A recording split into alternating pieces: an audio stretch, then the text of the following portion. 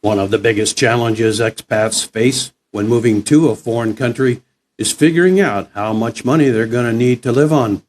And it's easy to get caught up in the romanticism of living abroad.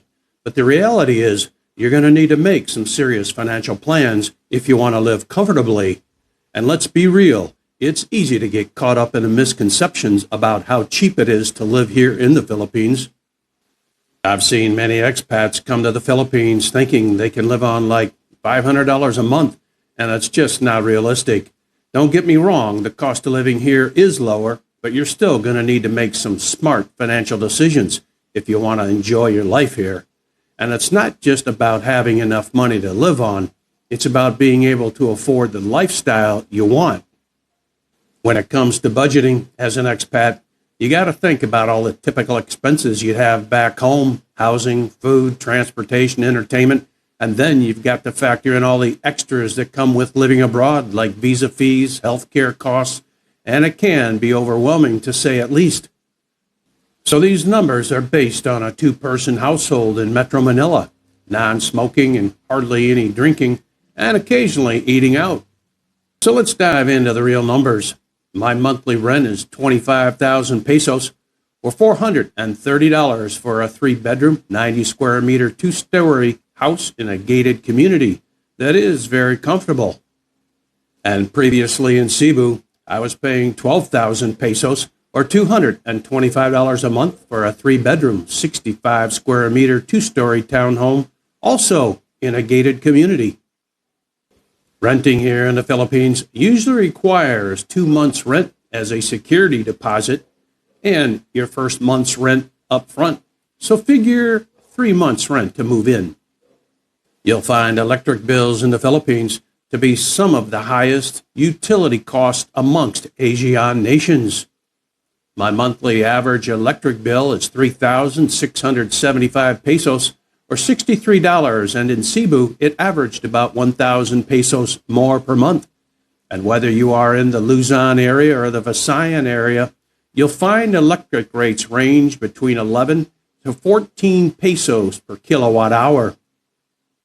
My average monthly water bill is 600 pesos, or $10, while in Cebu, it was 180 pesos, or $3. My average monthly internet bill is 1,700 pesos, or $29.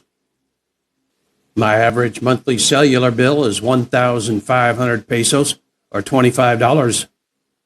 My average monthly grocery bill is 31,000 pesos, or $535. And here's a shopping tip. If you buy your fruits and vegetables in a market, you can save upwards of 50%. Once in the Philippines, you'll have many choices of transportation to choose from. Getting around in your local area, you can catch a trike or scooter taxi, and prices range between 40 and 80 pesos, or 70 cents to $1.40 for short runs, and for longer runs, you can catch a cab, jeepney, or bus. In Cebu, I could catch a bus for 40 pesos, or 70 cents for a 12-kilometer ride from Naga to Talisay. Using a cab will obviously cost more, and from the Manila or Cebu airport to your hotel will cost about 200 to 500 pesos, or $3 to $8. Another option, if you're a motorcycle rider, is to rent a scooter. Daily rental prices for a 125 to 150cc range between 500 and 800 pesos, or $8 to $13 respectively. Weekly rental prices for a 125 to 150cc range between 3,000 and 4,800 pesos, or $51 to $82 respectively. And monthly rental prices for a 125 or 150cc range between 9,500 to 15,000 peso, or $164 to $259 respectively. And as a last resort, or maybe after you are settled and you want to buy a car or scooter, then you'll have the cost of the vehicle and annual car insurance. I have both a car and scooter, and my average monthly fuel costs are 2,500 pesos, or $42 for the car, and 800 pesos, or $13 for the scooter. Insuring a new car priced at 900,000 pesos and higher with full coverage and not just the mandatory Philippine third-party coverage ranges between 30 and 50,000 pesos, or about $515 to $865 annually. Insuring a new 150 to 160cc motorcycle with full coverage and not just the mandatory Philippine third-party coverage ranges between 8 and 10,000 pesos, or about $138 to $172 annually. Regarding health insurance, you'll need to make a decision whether to buy health insurance, and if so, what type coverage meets your needs. There are many companies offering a variety of plans, but obviously, the older you are, the more the coverage will cost you. And if you live here in the Philippines long enough, there may come a time you become uninsurable. Short story.